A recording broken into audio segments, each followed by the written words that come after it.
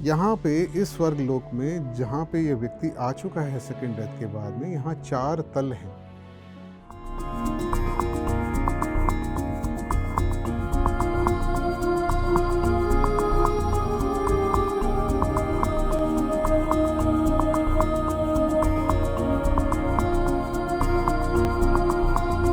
अपनी physical life में और अपनी एस्ट्रल लाइफ के अंदर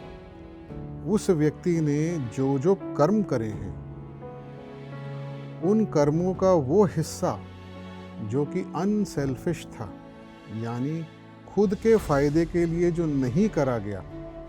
खुद के फ़ायदे के लिए जो नहीं सोचा गया,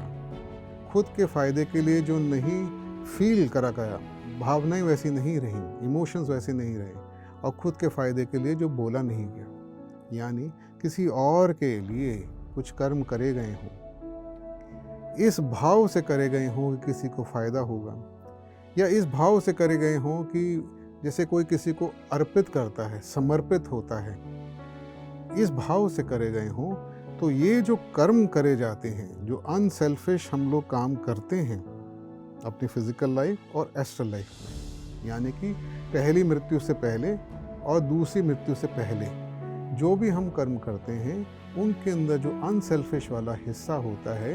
वो जो कॉजेस, जो कारण,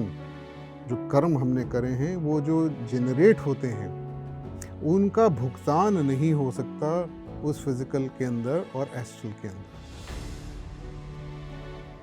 उसका भुगतान होता है इस मानसिक जगत में। भुगतान का मतलब उसके इफ़ेक्ट्स जो होते हैं वो यहाँ पे अब आके दिखाई देते हैं, या यहाँ पे उनको इफ़ेक्ट्स को भोगता है, ऐसे समझे। यहाँ पे इस स्वर्ग लोक में जहाँ पे ये व्यक्ति आ चुका है सेकंड डेथ के बाद में, यहाँ 4 तल हैं, और इन अलग अलग तलों के ऊपर वो जिस प्रकार के अपने अनसेल्फिश कर्म करके आया है, उस प्रकार के इन तलों के ऊपर वो कर्म को भोगता है, उनके इफ़ेक्ट्स को भोगता है।